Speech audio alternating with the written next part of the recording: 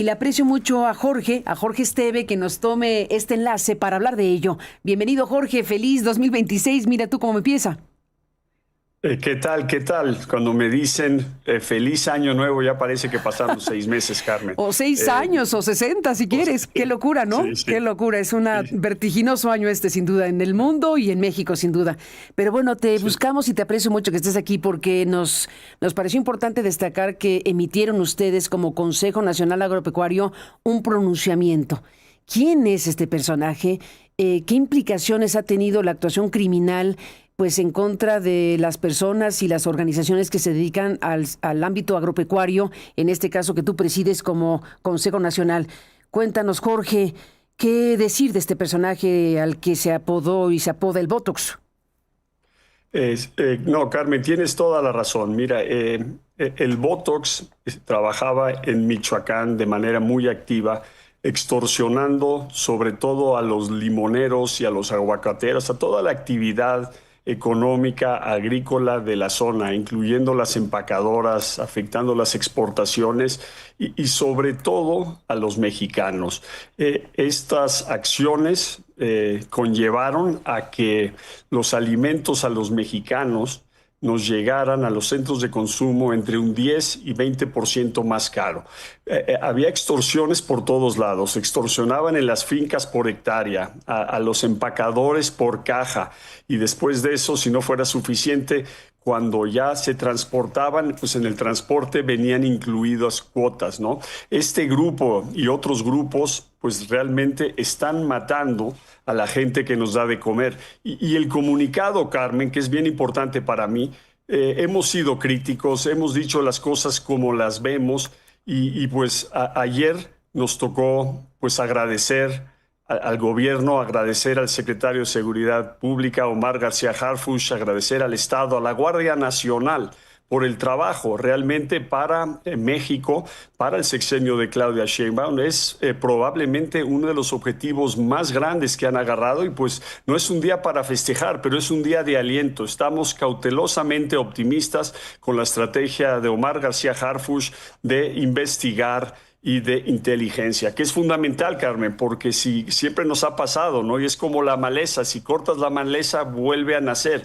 y con inteligencia e investigación creemos que se puede cortar estas malezas desde la raíz. Entiendo perfectamente lo que dices. Se tiene que ser crítico y analítico de lo que ocurre con las actividades gubernamentales en un país como el nuestro, pero también es verdad que cuando se tiene una actuación y una detención de este calibre, pues hay que reconocer que es muy relevante y que no pase de largo. Desde luego que coincido contigo.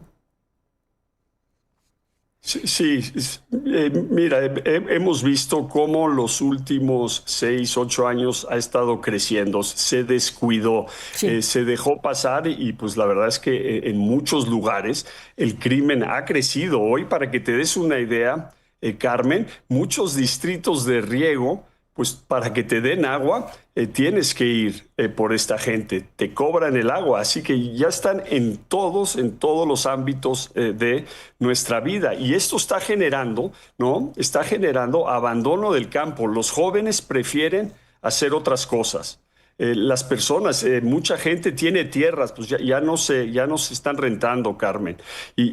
Pues además la gente que sigue trabajando estas tierras lo está haciendo de otra manera, porque el campo, como sabes, Carmen, se fertiliza con la suela del zapato y la supervisión en el campo, y cuando tienes miedo van menos al campo y eso afecta a la productividad, afecta a la calidad y pues obviamente se transmite en precios.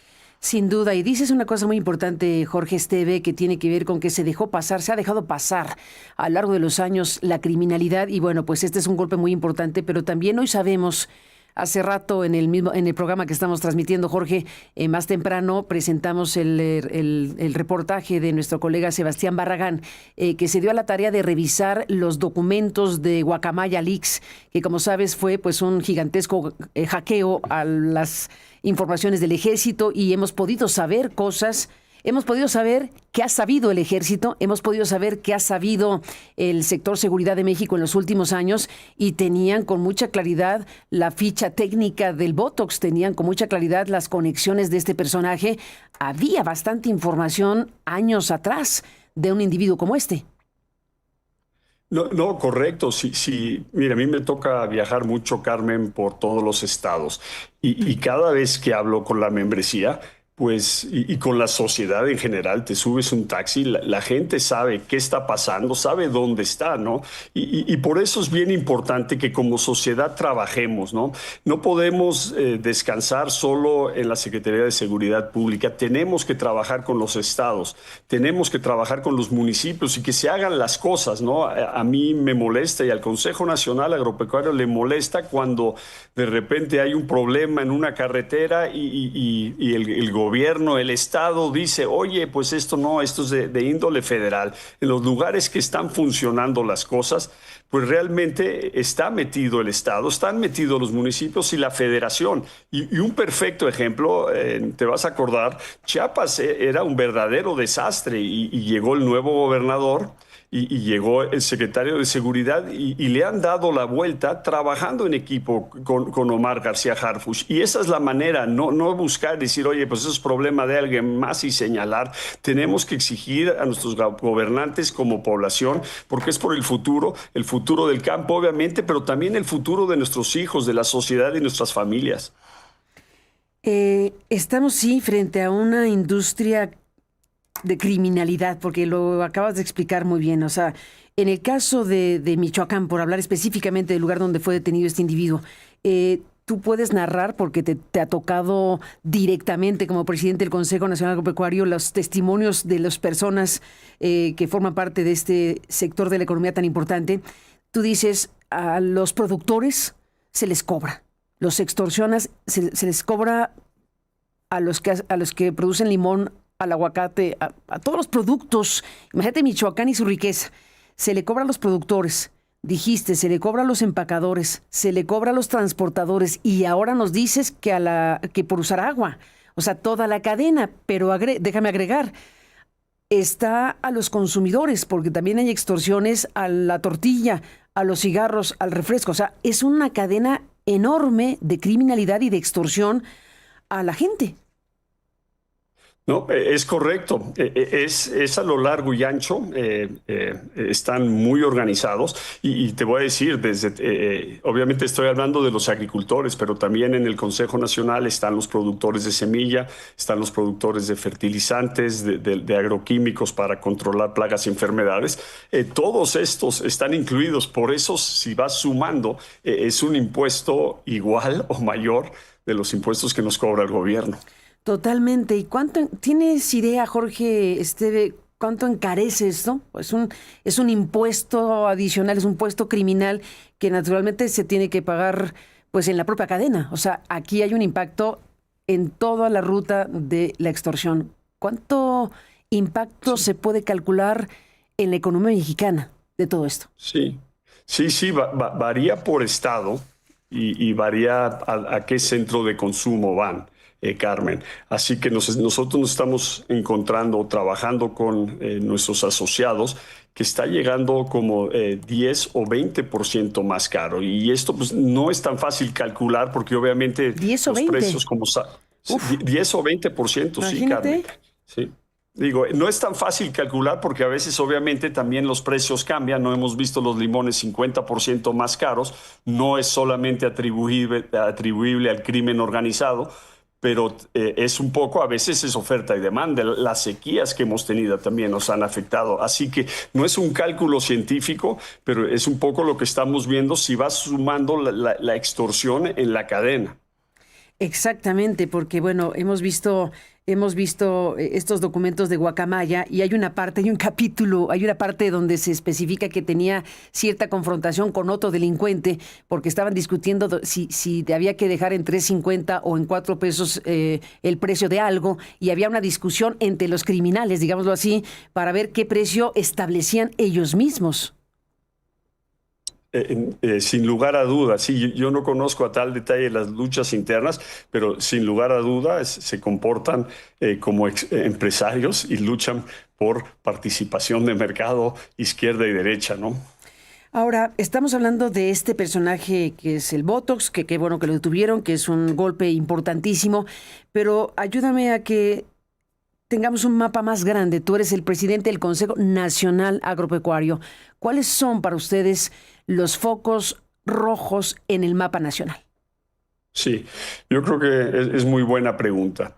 Hemos visto que en general está creciendo, ha estado creciendo. Obviamente, cuando ves ese crecimiento, Carmen, pues ya de repente se vuelven rentas, así que tienes un grupo de personas trabajando, inclusive que no tienen ningún empacho en quitar las vidas, de matar a la gente que está produciendo los alimentos para nuestra nación y generando muchas divisas, ¿no?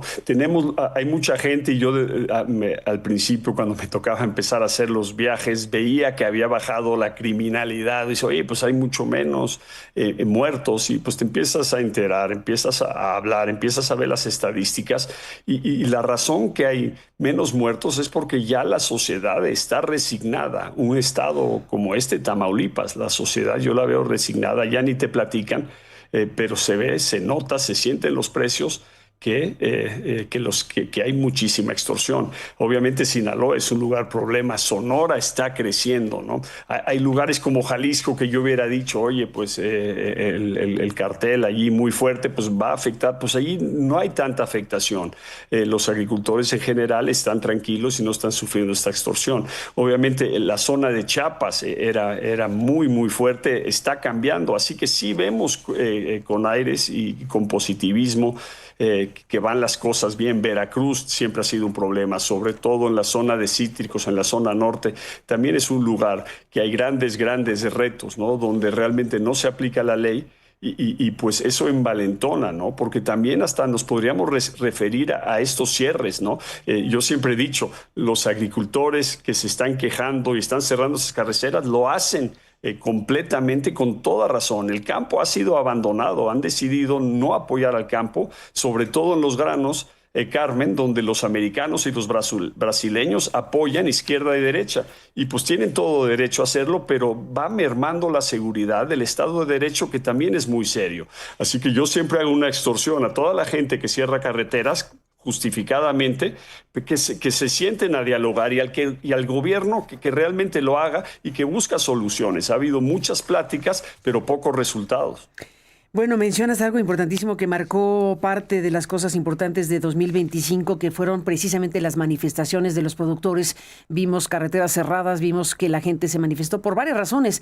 Una, esta que tenía que ver con la inseguridad, las extorsiones y todo que afecta de manera tan grave al sector agropecuario en México. También está el tema de los precios y hubo una serie de circunstancias. Aprovechando que lo mencionaste, te pregunto, ¿en qué quedó?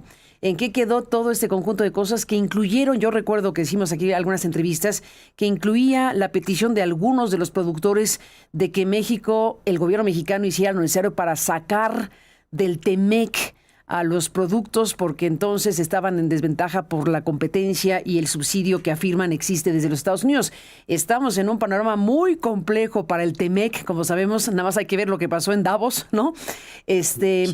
Estamos en un complejo momento, pero te pediría, Jorge Esteve, un recuento de en qué quedó todo eso. ¿Cuál es el estado de las cosas respecto a la razón de aquellas protestas? Sí, no, la razón es, Carmen, es como te digo, están justificadas. Realmente los agricultores lo están pasando mal. Te platico un poco, los precios han bajado, nada más para que te des una idea, para usar el maíz, aunque el resto de los granos es similar, estaba casi a 8,000 pesos la tonelada. Hoy está alrededor de 4,000, o sea, la mitad. Si a esto le sumas que los insumos, todos los costos han subido en parte por el crimen organizado que mete sus impuestos en la cadena, pero además porque los insumos se han encarecido.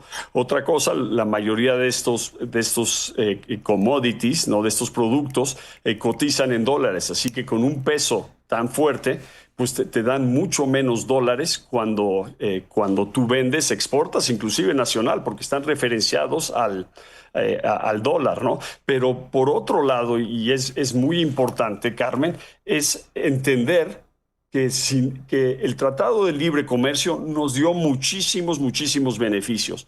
Los productores de granos no fueron unos de ellos. ¿Por qué? Porque Brasil subsidia, incluyendo con su tipo de cambio, no tiene empacho en devaluar su moneda para que sus productos sean competitivos. Los americanos, como lo hemos visto en la prensa, solamente a los agricultores de grano le están dando 12,000 millones de dólares para apoyos por estos precios tan bajos. Así que es imposible competir con ellos. Y con tantos beneficios que ha habido en el Tratado de Libre Comercio, creo que tenemos que apoyar a pequeños, medianos y grandes productores que nos dan esa seguridad alimentaria.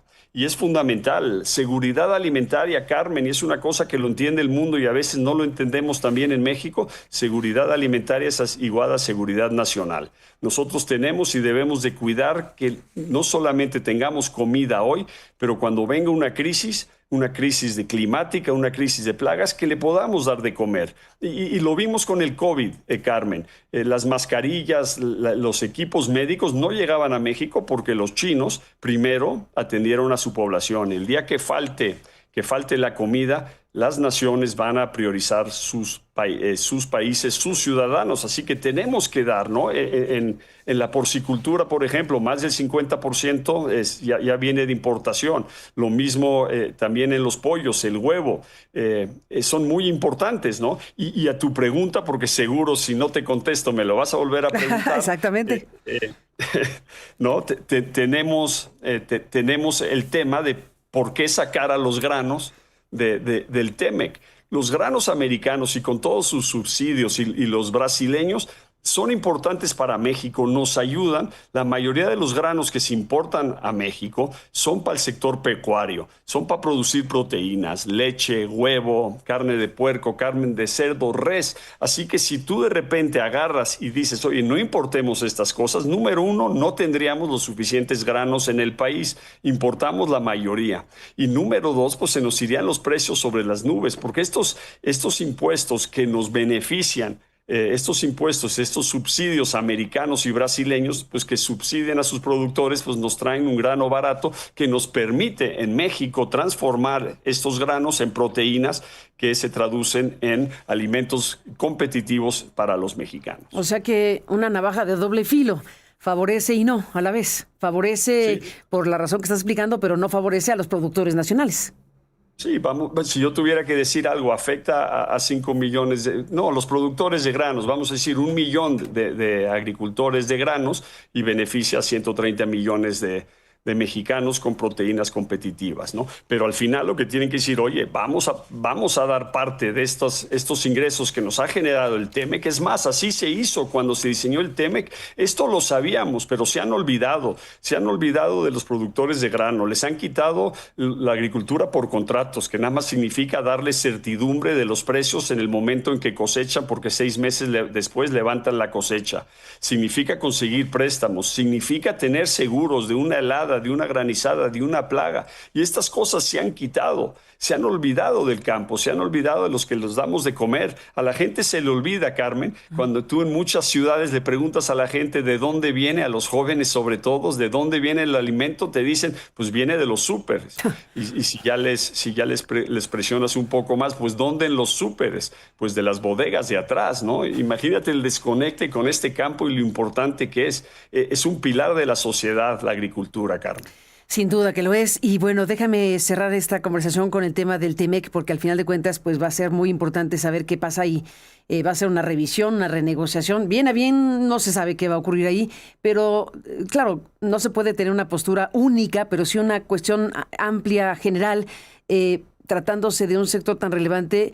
¿Qué perspectiva tiene el Consejo Nacional Agropecuario? ¿Qué tipo de elementos pondría a consideración en el cuarto de al lado, como se le ha llamado al sector privado cuando se revisa el TEMEC, o se ha renegociado o se ha creado el TEMEC? Hay una presencia empresarial relevante con esta figura del cuarto de al lado. ¿Qué pondrían ustedes en este planteamiento esencial que estás haciendo para los negociadores cuando venga la revisión del TEMEC? Sí, pues yo empezaría diciendo que la región de América del Norte es la región más autosuficiente alimentariamente, o sea, somos muy complementarios y eso es importante, ¿no? Y eso es una responsabilidad y una obligación. Segundo, somos muy complementarios, como te dije. Lo que exportan los americanos, nosotros realmente no producimos y viceversa. Todas las frutas y verduras que México produce muy bien, con mucha calidad y a buen precio, no lo pueden hacer los americanos por su clima. Así que eso es importante, pero sin embargo, a pesar de eso, pues Estados Unidos está muy fuerte. Tuvimos el problema de los jitomates que se pusieron aranceles del 17%, ¿no? Y eso es lo que nos preocupa, la estacionalidad. Muchos americanos, sobre todo en la Florida, en el este de Estados Unidos, Georgia, pues dicen, oye, ¿por qué no tenemos algo así como los tomates? Así que sí, la estacionalidad, Carmen, es una preocupación fuerte en esta renegociación. Estamos trabajando muy de cerca con la Secretaría de Economía y con la Secretaría de Agricultura, con Verdeguer, con Ebrard y también con Luis Rosendo Gutiérrez de cerca. Nos están escuchando, que eso lo agradecemos mucho. Y la verdad, estamos en el mismo canal, reconocemos y hemos planteado los retos. Y creo que el reto más grande, y también coincide el gobierno, Carmen, es que van a ser la estacionalidad, todos esos productos que los americanos producen durante el verano. Y ahí es donde van a querer mantener los precios altos para ellos en esta época y que no tengamos competencia. Buscamos ser contracíclicos, pero que cada vez están queriendo más, están más envalentonados con lo que pasó con el tomate, pero creo que sería un error porque está poniendo en riesgo la seguridad alimentaria de toda la región, Carmen. Y déjame mencionar otro tema que también en algún momento platicamos contigo. Está el fenómeno del gusano barrenador, que de alguna manera pues está implicando cosas importantes. Ya ha pasado demasiado tiempo. ¿Qué información nos puedes compartir de esta otra parte de las muchas historias relacionadas con el sector agropecuario? Mira, si hablaba del gusano barrenador, cuando hablamos con nuestros colegas en Estados Unidos nos dicen, no estamos pensando si va a llegar o no, sino cuándo va a llegar. Y realmente siempre lo hemos dicho y lo dice claramente el secretario Verdeguer, dicen, no sirve de nada cerrar la frontera. La frontera es una mosca con una tormenta se lo lleva y hemos visto, a pesar de todos estos esfuerzos, que sigue subiendo al norte. Obviamente los americanos, pues dicen, es muy fácil, pues si yo abro el ganado me van a echar la culpa. Y es por razones políticas, van a decir, oye, abrieron el paso del ganado y pues por eso llegó. La gente no va a pensar demasiado, pero la verdad es que el mosquito va a llegar con la frontera cerrada o abierta. Así que tenemos que hacer otra cosa y la razón que no la hemos podido parar, realmente deberíamos haberlo parado en Panamá, en el canal del Darién, el estrecho del Darién. Y pues allí es donde era más estrecho, 80 kilómetros. Ya pasó el istmo de Tehuantepec, que era 300 kilómetros. Y la razón que está pasando esto, Carmen, es que no tenemos municiones. Lo que hemos usado para tratar esto son las moscas estériles. Necesitamos 500 millones. Hoy estamos teniendo básicamente el 20%, no llegamos a 100 millones. Vamos a tener una planta en Chiapas, pero esto va a ser nos falta todavía más de 6 meses y otra en Estados Unidos, en Texas, que falta fácilmente un año, así que no se antoja fácil el reto. Creo que tendremos que aprender a vivir con esto. Va a faltar mucho y el momento que pase este gusano a Estados Unidos, a Texas, que es tan importante, pues se van a seguir complicando las cosas, Carmen. Tenemos que buscar una solución de a de veras, una solución de fondo que obedezca a la ciencia y no a la política. Pero las medidas que estamos tomando y cerrando fronteras, el único que es afectado es el consumidor. No, sin duda también. Dentro de las medidas, pues evidentemente está el asunto de permitir el paso de ganado que le llaman ilegal, ¿no? Ganado no certificado. Hemos oído todas las historias del mundo de cómo se trafican o se compran ¿cómo le llaman? ¿Aretes? Exactamente, los aretes, ¿no? Que los ves allí, que identifican la procedencia, el origen, dónde están, dónde nacieron, dónde van del ganado. ¿Qué pasa, Jorge, con la criminalidad? Venimos de hablar del Botox, hablemos de la criminalidad y el ganado. Sí, no, es correcto. Pues obviamente ahí hay mucha gente que está vendiendo estos aretes de manera ilegal. Y también hay que decirlo, hay gente que también los está comprando, ¿no?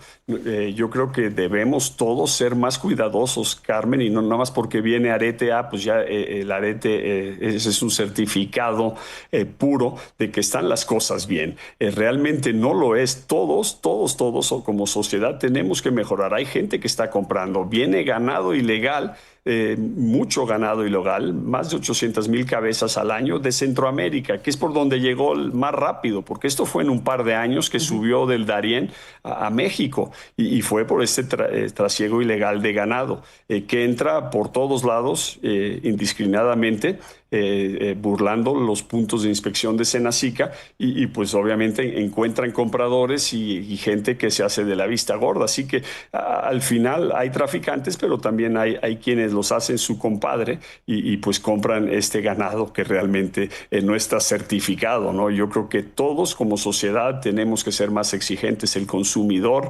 comprarle a esas marcas que realmente está haciendo un esfuerzo de trazabilidad y de esta manera pues exigir, porque esto igual que nos encarece el crimen organizado, este trasiego ilegal y las enfermedades que nos ha traído, está subiendo el costo del ganado a pesar de que no estamos exportando a Estados Unidos y se está quedando más producto de res en México, Carmen.